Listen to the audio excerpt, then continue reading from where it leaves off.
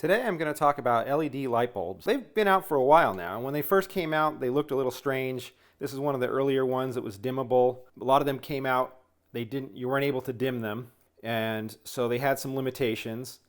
And now they all pretty much look like regular A19 bulbs with a standard, old-fashioned shape.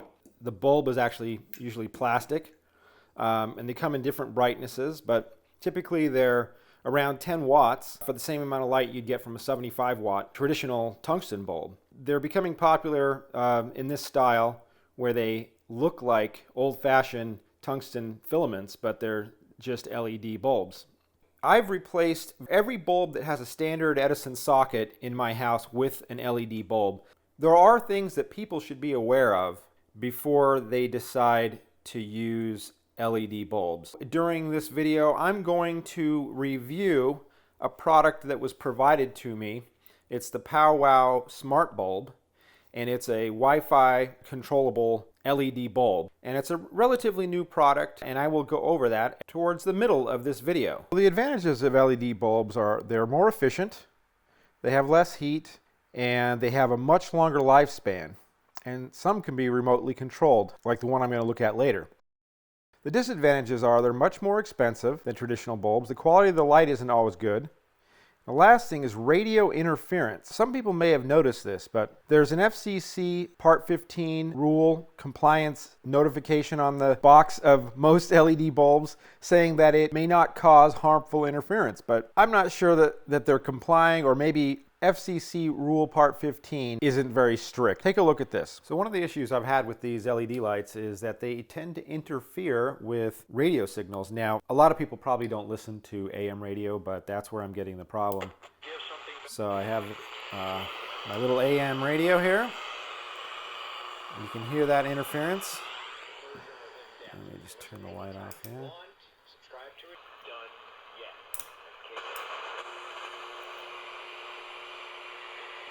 Now, a lot of it depends on how close you are to the bulb and the type of bulb.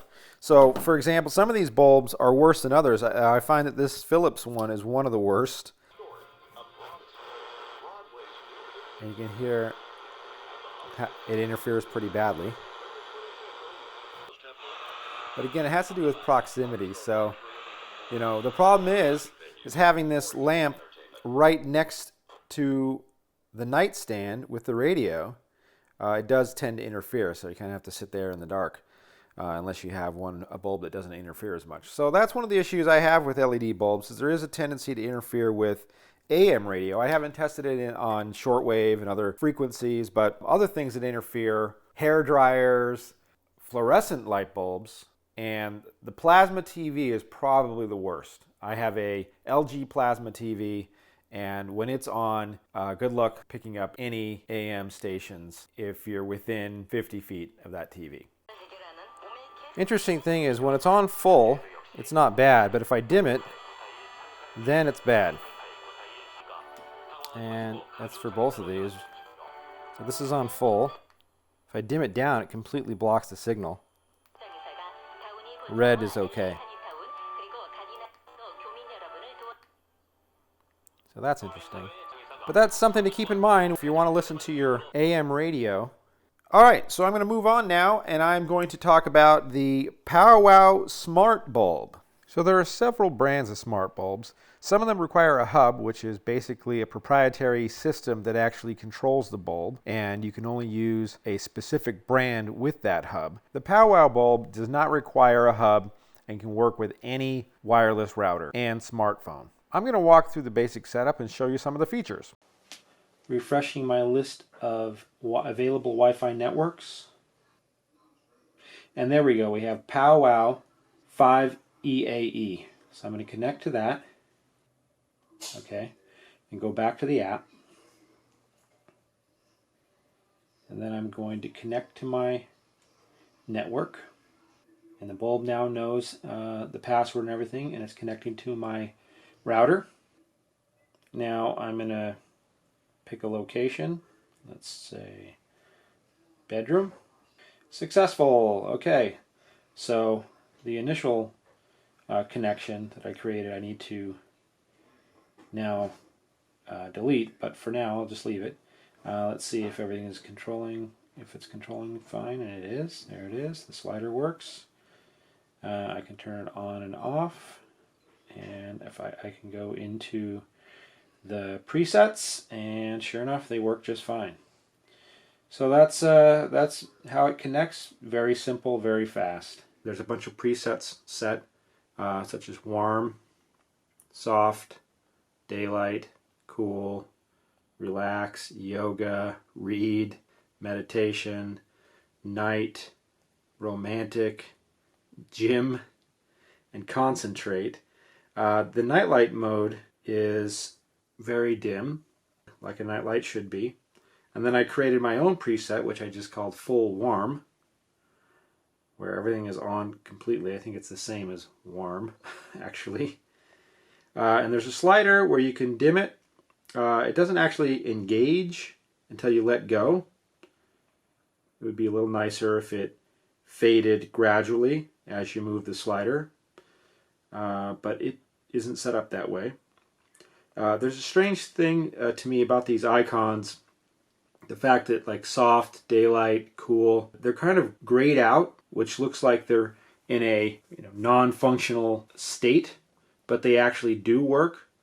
Sometimes I get this error that it's not finding the bulb, but I usually just make it go away and it works fine. But yeah, I'm not sure why these are like this. Like these look solid, the night, light, romantic, yoga, and warm, but the rest are grayed out, and I don't understand that. But they do work. There are a lot of nice options. Now you can change the icon for the lamp so that it more resembles, whatever location you have it in. And you can set a schedule for when you're away or when you're at home. And you can also link it up to various APIs such as Amazon Alexa, Google Assistant, and Nest. And I hooked it up to Nest. So right now I have a preset called Leave Home. So it'll turn off when I leave home, but it won't turn on when I come back. So to do that, I have to create an Arrive Home option. For that, I'm going to have it set to on. And it'll be every day, and so it'll be on when home. Okay, so now I've added an on when home rule. So if I go back to the Nest app, of course the light's already on, but let's change our status to away. So the light turns off. Now let's change it back to home, and it turns back on. So it's once it's set up, it works very well. It has other modes like a schedule, and also just a general away time where you can have it randomly turn the light on and off so that, for security reasons, it looks like somebody's home. I'm not going to go into all the details. All right, now I'm going to look at the electricity usage. So right now I have the light on full, and you can see it's using about 9 watts, and that's on full power. Now, if I go into some of these specific settings like warm, soft is using a little bit less, daylight, about the same, cool goes up a bit, relax, down. So basically, if the light's dimmed lower, it uses less electricity as you would expect. On night light, it's using very little, about less than between 0.3 and 0.4 watts. What? 0? That's strange. All right, well, that's very little electricity. So we know it's using less than 1/10 of a watt. That's as accurate as it gets. It's about 1/3 of a watt. So at 100%, we're getting a little over right around 9 watts. Now it depends on the color. So if I put it on concentrate, which is like a whiter, cooler temperature, then it goes up a bit. So if I go to concentrate, if I go to the presets and I go to the concentrate and go to edit it, so it's 100% cool on 100% brightness.